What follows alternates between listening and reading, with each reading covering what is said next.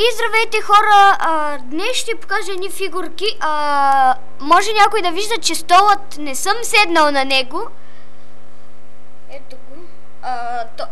То е за поправка, защото това е отдолу.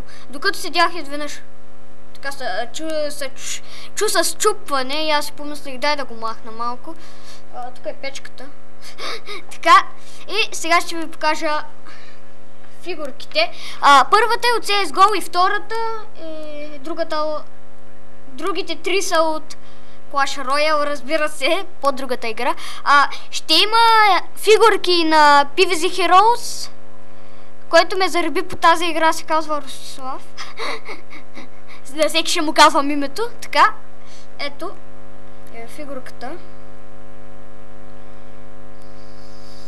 Ето я. Това е една ножка, която е супер яка. Видяха от интернет и си помислих, дай да направя, ще е яко. Ето, направих я. Щях да правя и кола, представете си, кола. Пластелин. Аз не мога да правя. Но ще се науча. Ще има ревю. Добре.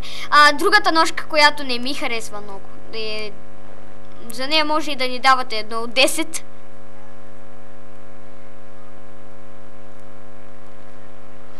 Просто не е много яка, не ми харесва много, но става за ръка. Ще направя катана, разбира се, чувате ме, катана. Тя ще бъде някъде толкова голяма, ще ми трябва доста пластилин за нея. Другият е... Ето това момче, чакайте, това му е пръста.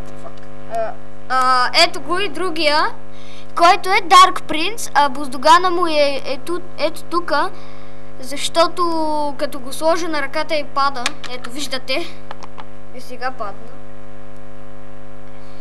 Просто не съм го захванал добре, просто не слагам такива клечки.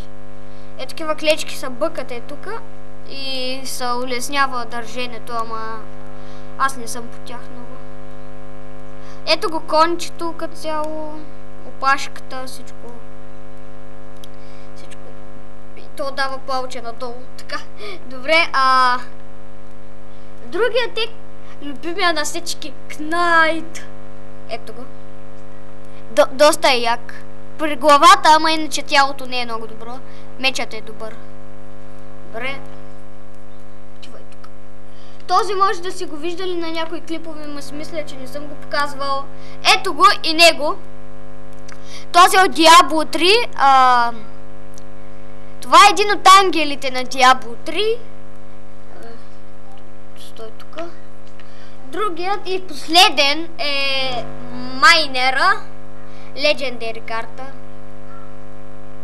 Не е много як, знам. Просто чакайте да му правя устата.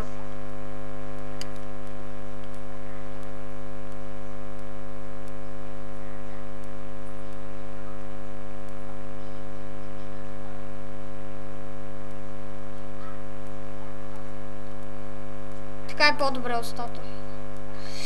И това е всичко, което съм направил от пластелин. Няма друго. Ще има стримче на...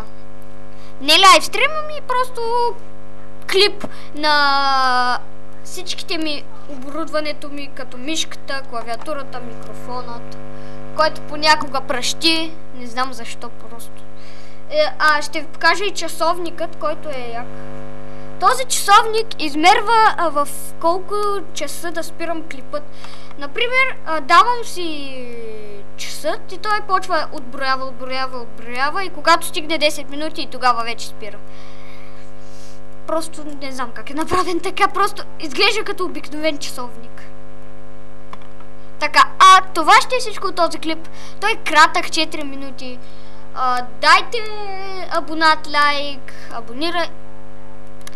Един мой приятел каза от училище, той има YouTube канал, казваше Тошко 961 и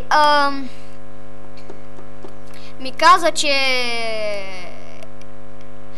че ще даваме така на сила, ви карам да ми дадете абонат и лайк. Ако сте нови, дайте абонат, ако искате. Дайте лайк, ако искате. Дайте коментар задължително. Искам да знам. Това ще е всичко от този клип. За нови харесал, дайте лайк и абонат и чао.